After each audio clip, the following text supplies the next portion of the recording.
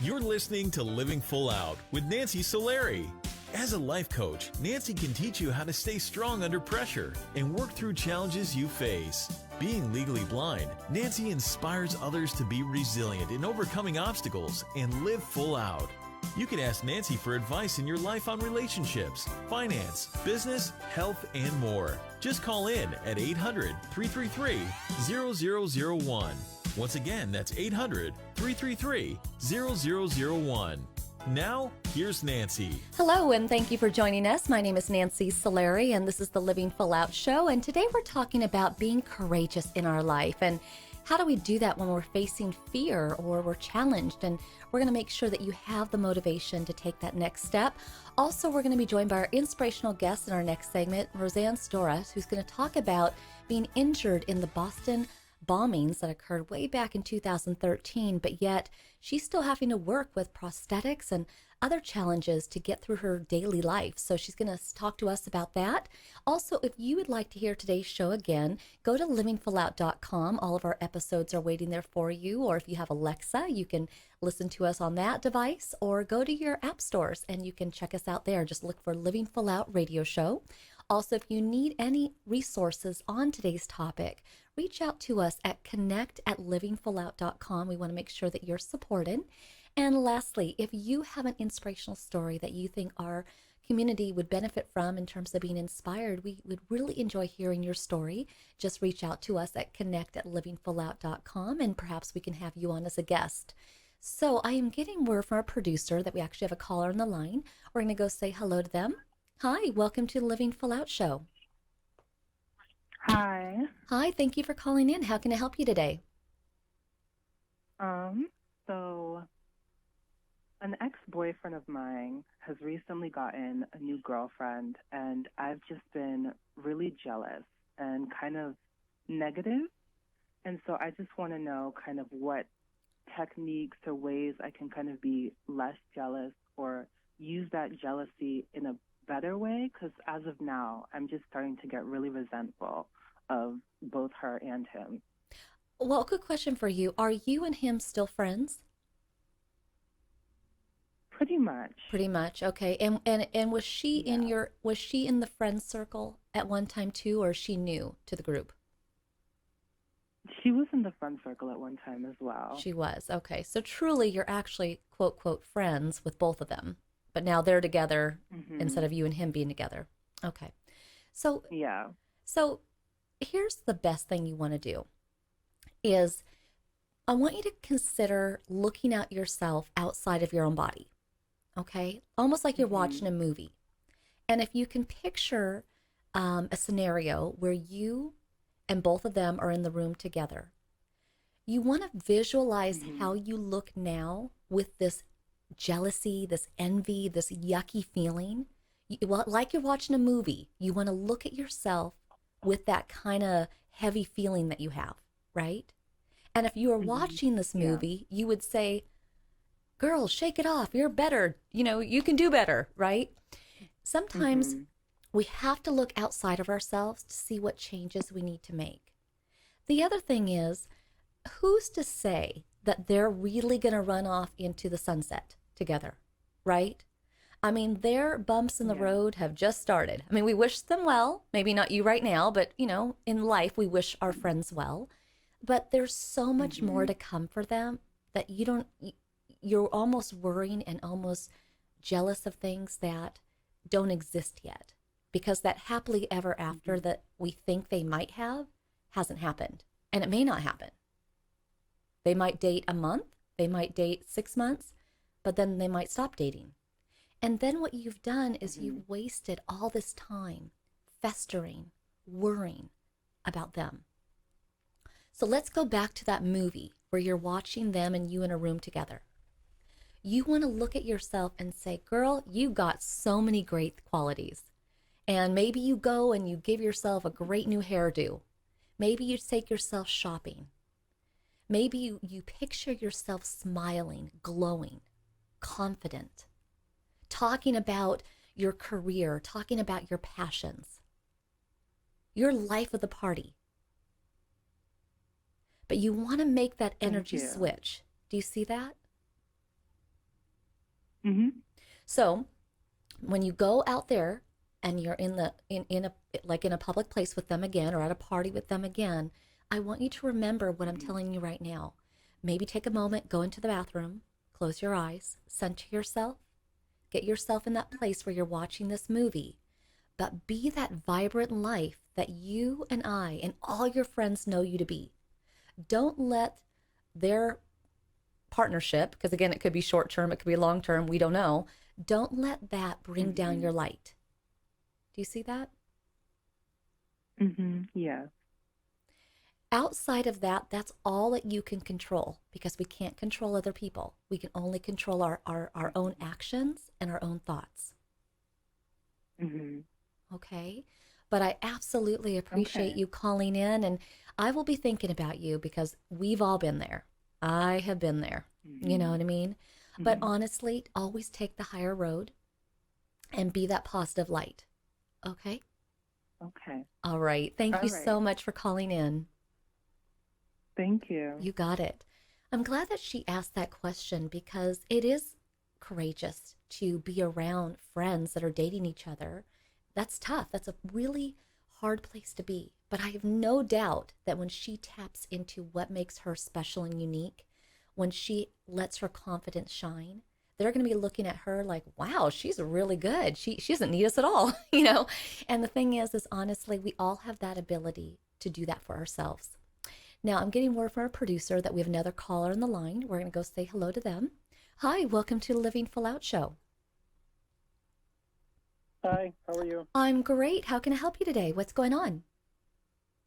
I have a question. Mm-hmm. I'm having a hard time deciding whether or not to leave my long-time job for an unpaid internship that can benefit me in the future.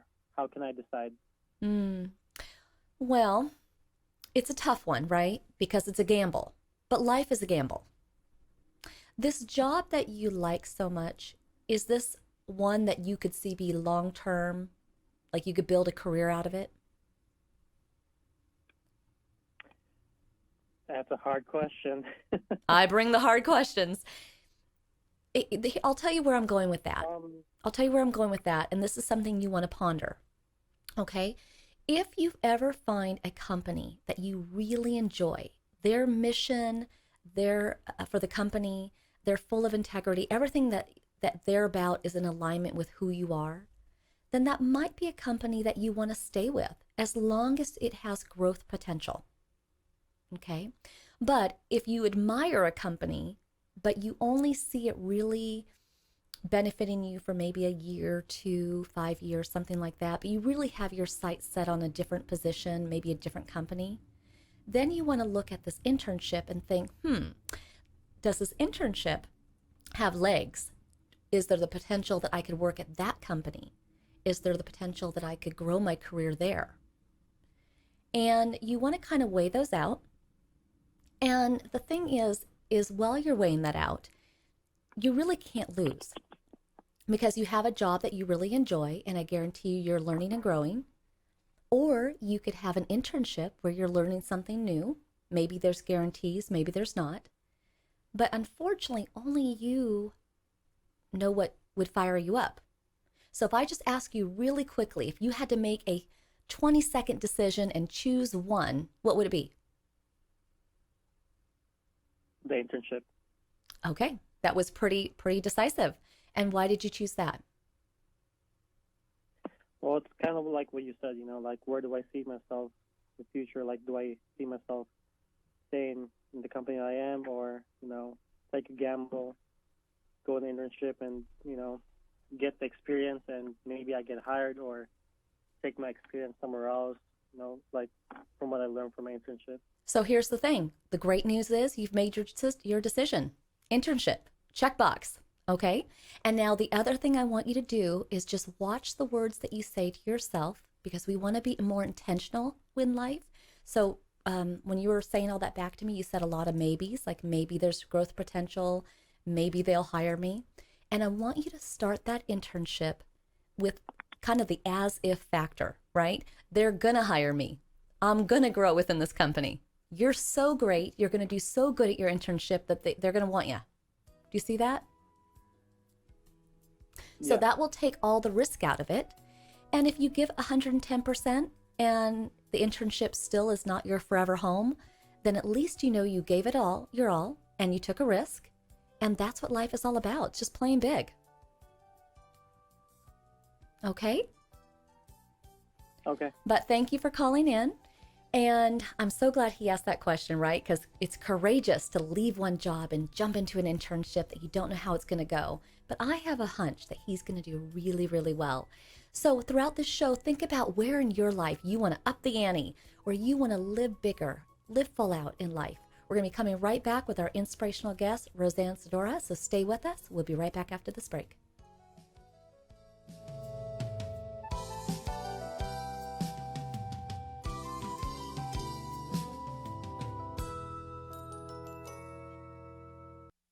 You're listening to Living Full Out with Nancy Solari. With Nancy's expertise, you'll learn how to embrace your potential and strive for success. If you have a question or need further support, send us an email at connect@livingfullout.com.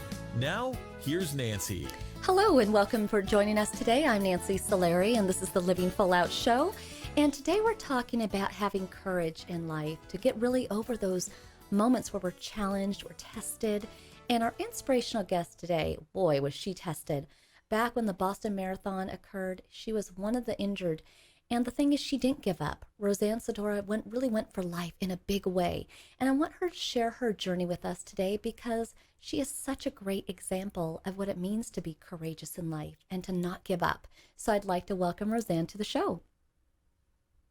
Thank you, Nancy. Absolutely happy to have you. And really, you are in kind of this elite group that have been injured due to a bombing. And we hear about these in the news, but to actually having lived it and gone through all the rehab and come out on the other end so positive with such a great outlook that I just really applaud you. And that's why I wanted to have you on the show today. But can you take our audience back to, 2013, April 15th?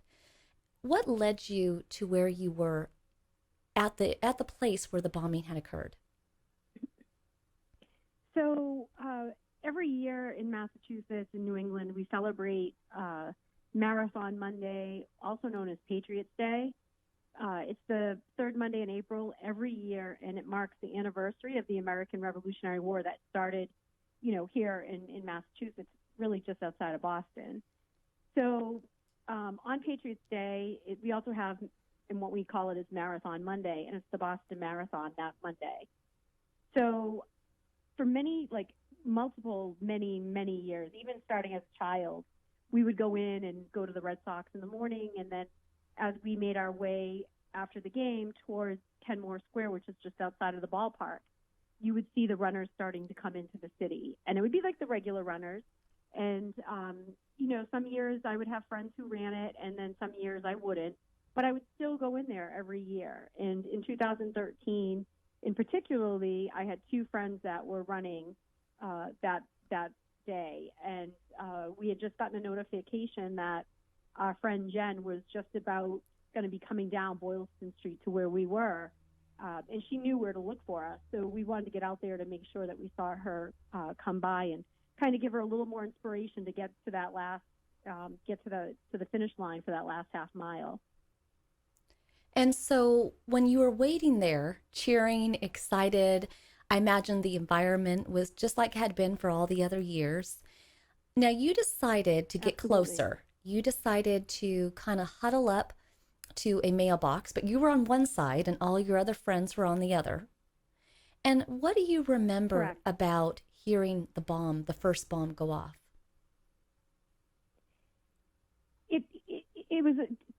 It's like 10 to 12 seconds between the first and the second, and it's just really amazing how quickly your brain works, but also how long 10 to 12 seconds can seem. And in those moments, the crowd went completely silent. You could hear a pin drop, which is never happened at the marathon. And I was just thinking, why would they have celebratory cannons? All the elite runners came in hours before, and they've never had celebratory cannons before. So it was kind of weird to have that happen. And then, I don't know, within those 10 to 12 seconds, I was like, I'm going to run. And as you were running, you saw a flash of light under your feet. And can you share with us what you now know happened at that moment? Sure. So my friends who were on the other side of the mailbox, we were kind of separated. I separated myself because I'm short and I couldn't see over the mailbox. So I didn't even say bye to them. Basically, I just decided I was going to turn to my right and run. And I saw the flash of white light at my feet, and really everything kind of went blank. I did feel myself kind of thrown into somebody or something and blacked out for probably just a moment. And then I came to sitting on the sidewalk knowing that it was not a good situation at all. When you came to, were you alert or were you in shock? And were you able to assess your injuries? I was alert. I was scared. And yes, I sort of assessed my injuries. I was lucky that I never saw my right leg, the one that was amputated, but I could see, where blood was coming from and that it was really not good and that I needed to get help pretty quickly. Otherwise, I thought to myself that I was going to die right there. So I kind of reached up for help and someone kind of came out of the cloud of smoke, really. Wow. And it took a bit for you to get that help, and you didn't get to the hospital by ambulance. How did you get there? No, I could hear them coming and going, and unfortunately they were all full. So basically one of the local police officers who was kind of standing near me, he drove one of the police prisoner transport vehicles and basically pulled that up, and I was loaded into the back of that. I'd already been placed on a backboard by the fire department, and they'd straightened out my right leg as much as they could, put it in an ear cast, and then they loaded me into the back of that transport vehicle, and that's how I ended up getting my ride to the hospital. Well, prisoner transport vehicle checkbox. You've done it. So, yeah. But not in the way. Not. My parents said, I'm sorry. What were you going to say? My parents. That's the first and only time.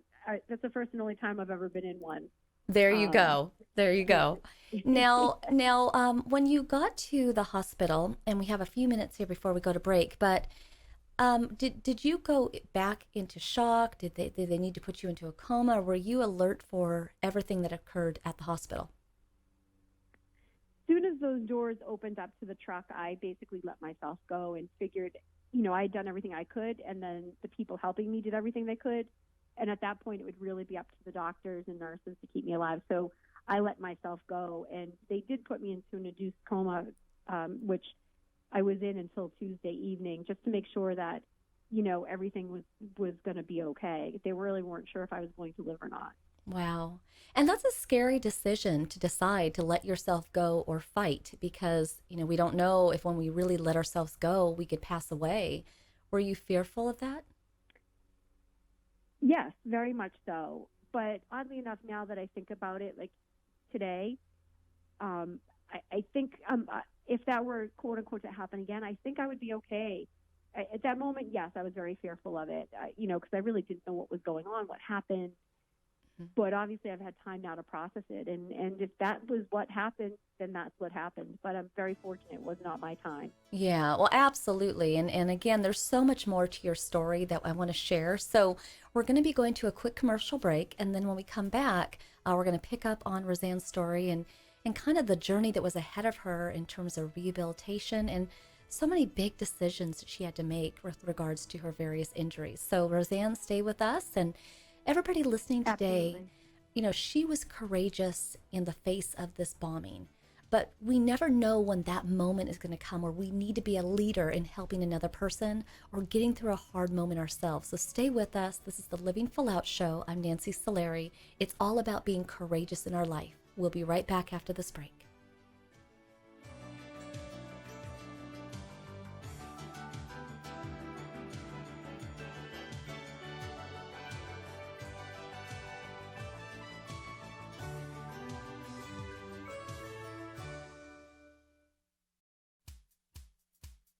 You're listening to Living Full Out with Nancy Solari. As a life coach, Nancy can teach you how to stay strong under pressure and work through challenges you face.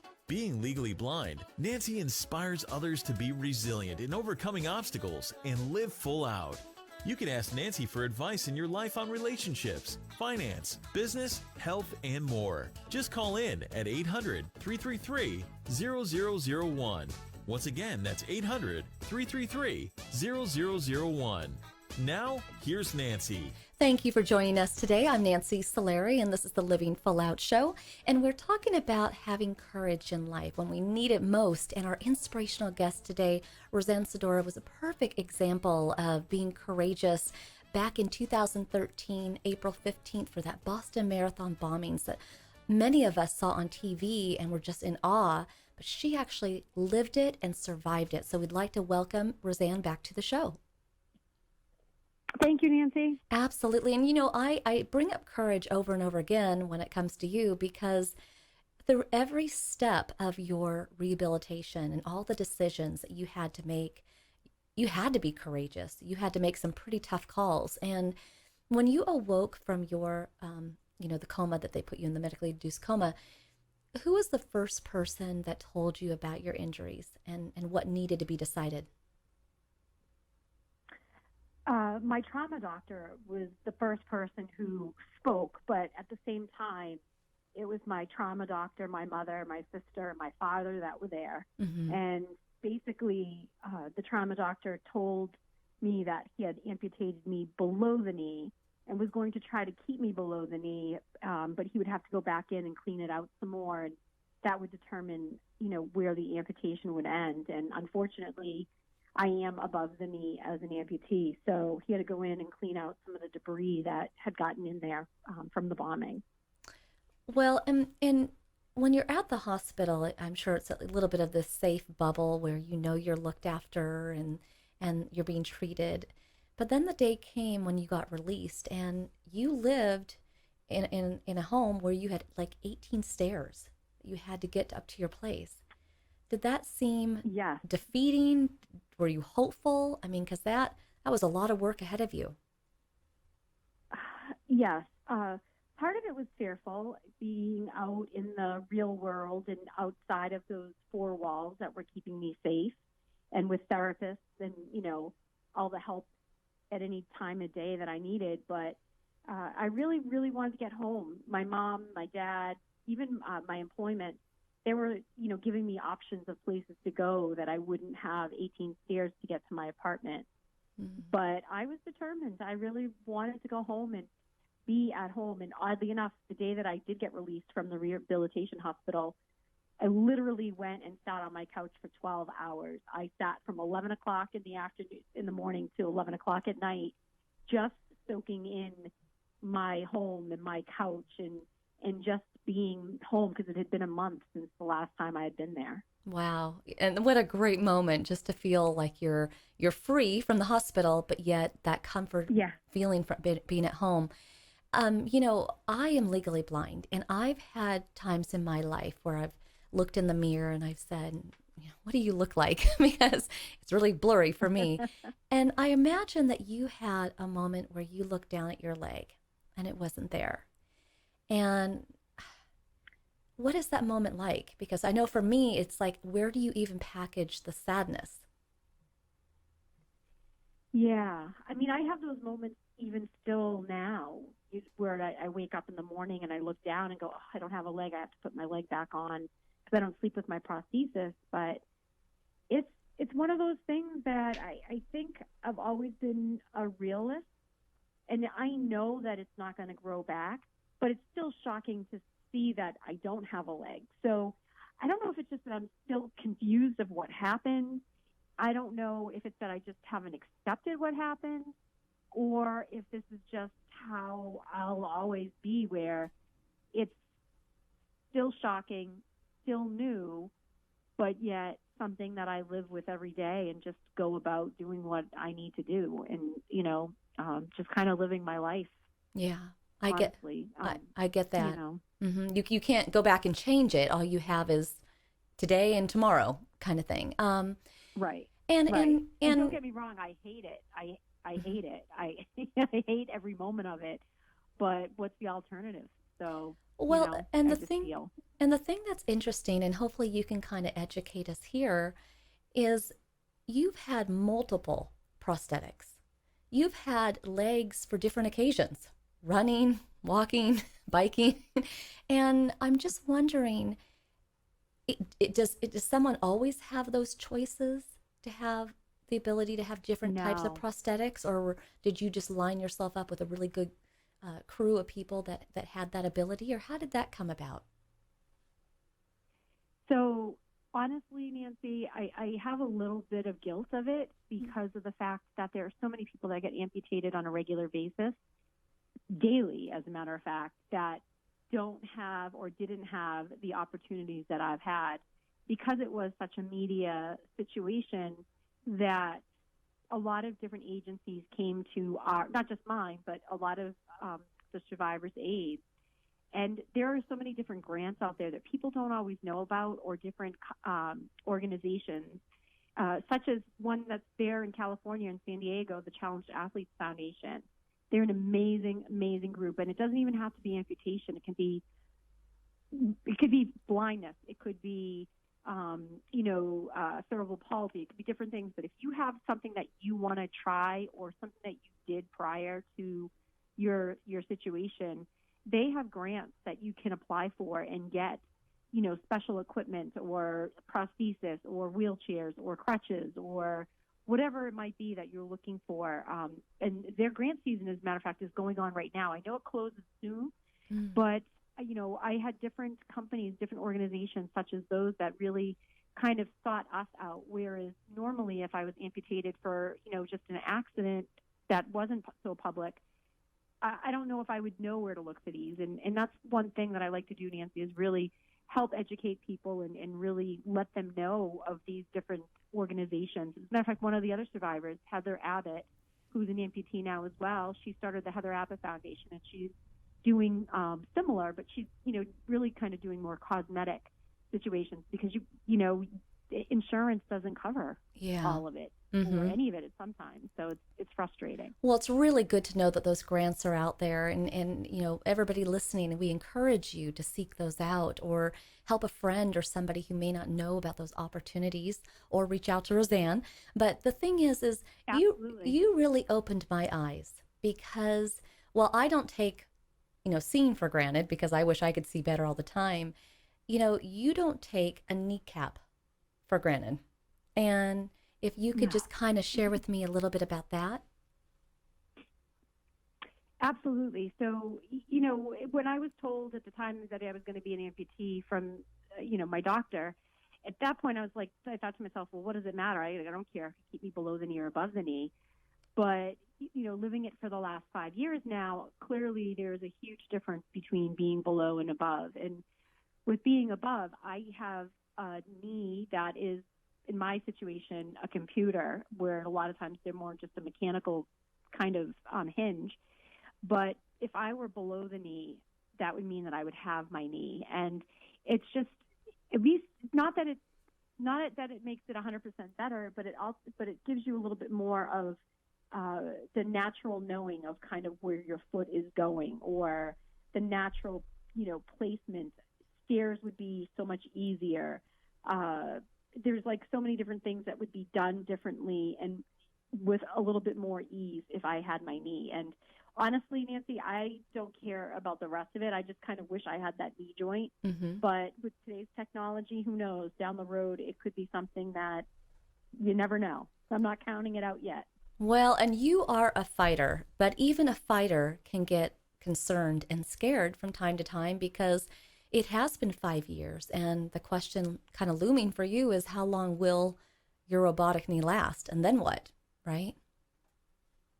Exactly. Yeah. Prosthesis, even below the knee, their our prosthetics only last 3 to 5 years. So mine's on the 5-year mark. So basically I just kind of wait every day for it to malfunction. And, it's funny because of the type of knee that I have. I do charge my knee every night, and once a year it goes back to the manufacturer for a tune-up, just like your car does. And I'll get a loaner knee, like a loaner car, and they'll fix it. And I'm just waiting every time that I send it back now to get tuned up. They're just going to be like, yeah, you need a new one.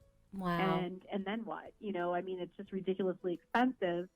And I have money set aside, but you never want to use it. It's, in my mind, it's my rainy day fund. It's the fund that I will only use for my prosthesis. But even then, I don't want to use it because who knows? And I don't want to be one of those people that would have to be in a wheelchair because they can't afford a prosthetic. And there's so many people out there that are like that, that my heart really goes out to. So it's just crazy of lifespan, expensive, and insurance and all that. It's just something else to think about and worry about, I guess. Absolutely. And the thing is, we only have 1 minute left before I have to say goodbye to you, although I could talk to you for hours. I guess the last parting thing I want to ask you is, and really the audience, because, for you, it was this bombing, but for somebody else, it could be bankruptcy. It could be a love of a loss of a loved one. But gosh, how do you not just be angry and frustrated and sad? How are you channeling to be positive? I look at it as if we have choices in life, and in my mind, I have a choice of being negative and sitting on the couch, or being positive or realistic and moving forward. I had a good life before, and I want that same now.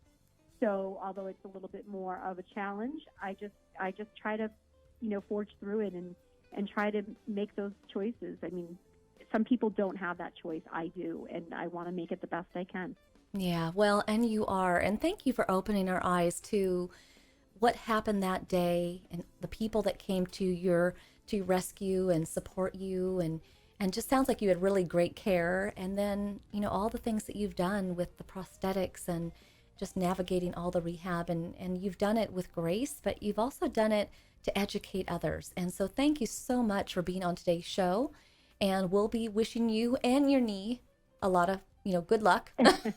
Not that you need it, but I'm definitely sending positive wishes your way. Thank you so much. Thank you, Nancy. I appreciate it. Thank you so much. Okay, thank you. And for everybody listening today, you have the ability to have the same courage that Roseanne had. It's just taking it, harnessing it, applying it to your life in whatever way you need. And that's what this show is here to do. So stay with us. We're going to be taking your calls. I am Nancy Solari. This is the Living Full Out Show. And today it's all about tapping into your courage, letting it really take the lead in your life so you can live full out.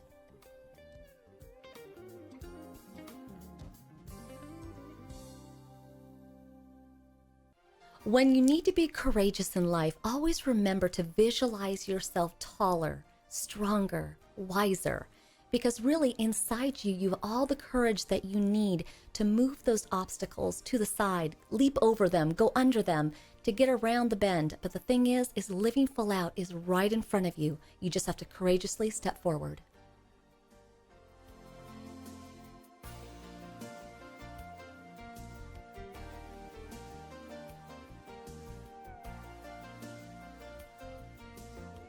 You're listening to Living Full Out with Nancy Solari.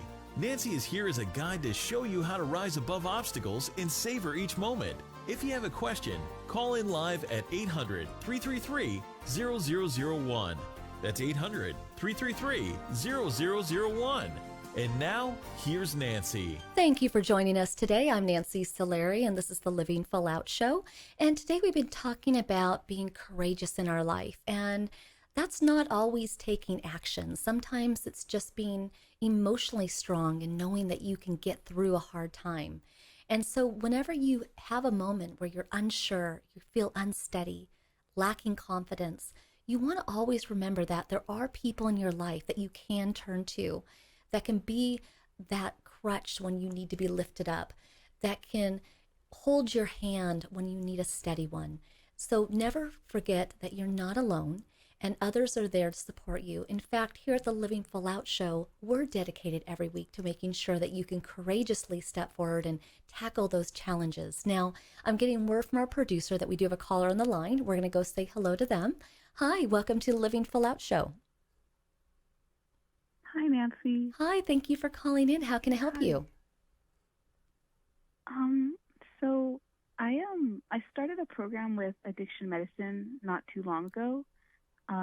because I knew I needed a lot of help, and I wanted to get better. And I'm really happy with my decision because it's changing my life in a positive way.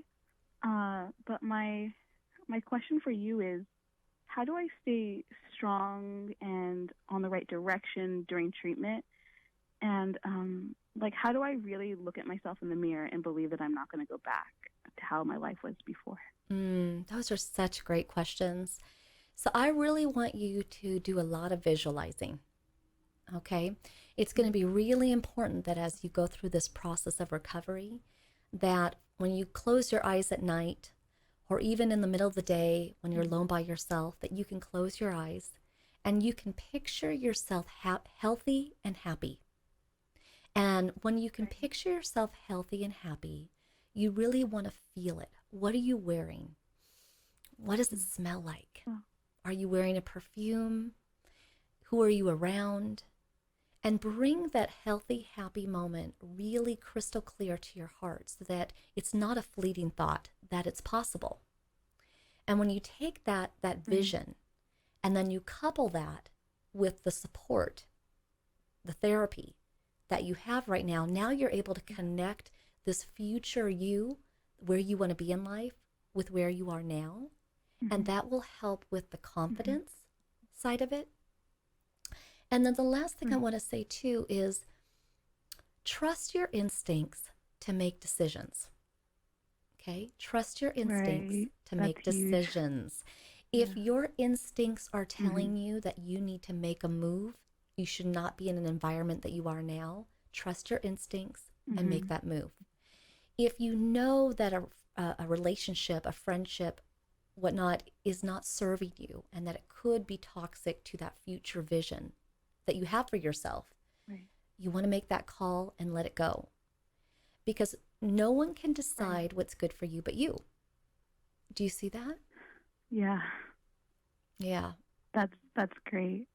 Sometimes I think that that I can just indulge one more time because I'm getting better, but then I know that I'll go back to being sad and out of control and losing everybody. And you want to always remember too, think about, and it's okay to take a moment to do this, but think about the most epic, yucky, upsetting moment that you had when you were when you were an addict. No, you have to think about it and how you felt about yourself, the taste of it, the smell of it, the people you hung out with, all of that. You want to package that away, and you want to say, you do not have control over me. You do not have power over me. I don't know if you want to write it down on paper and then throw it into a fireplace and burn it. Whatever you want to do, right? Yeah. You have to release. Maybe take a balloon and I don't know, put things in the balloon or whisper into the balloon and then let it go up into the sky. Release it, right? But you have to let go of the yuckiness in order to leap forward to that vision that you have for yourself. So the fear of thinking that you might go back is because you feel that those moments still have power over you. But that's why I'm saying write it down, burn it in a fireplace, release a balloon, do something, and let it go. Okay? I can burn that. I can burn that. You might actually enjoy it. I'm not saying go out there and burn a lot of things, but you might. So, well, thank you so much for calling in, and we'll be thinking of you. We believe in you. Okay? Thank you. All right. Thank you so much for calling in. And for everybody listening today, we all have that ability to be courageous, like our last caller. The entire Living Full Out team is dedicated each week to keeping you motivated. We have Rich and Aaron and Camille and Riley and Brianna and Julia, and the list goes on of all the people that just wish you well every week. And most of all, if you want to hear today's show again, go to livingfullout.com. All the episodes are waiting there for you. And Alexa, if you have that, you can hear us there, the app stores, so many places to check out the Living Full Out show. But most of all, I believe in you. Here's to you living your life full out.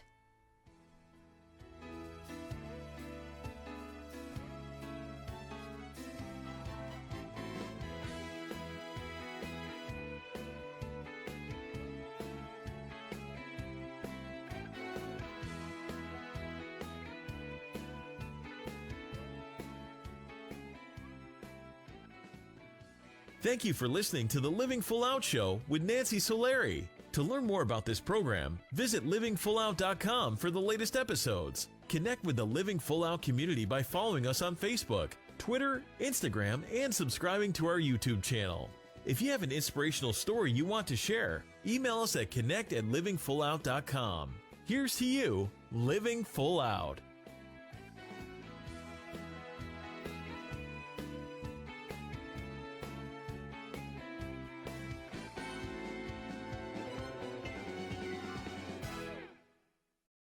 Thank you for watching the Living Full Out YouTube channel. If you enjoyed this video, please make sure to hit the like button. And if you're interested in the content we provide, feel free to hit the subscribe button. Now, for more inspirational content, click the video on the right to get to know me, Nancy Solari, host of the Living Full Out Show and certified life coach, in more detail. Click the video on the left and you'll be motivated by the Living Full Out radio show and our inspirational guests and callers. Keep in mind, we welcome your comments. If you're empowered, let us know. Feel free to leave a comment. We would enjoy hearing from you. And here's to you, living your life full out.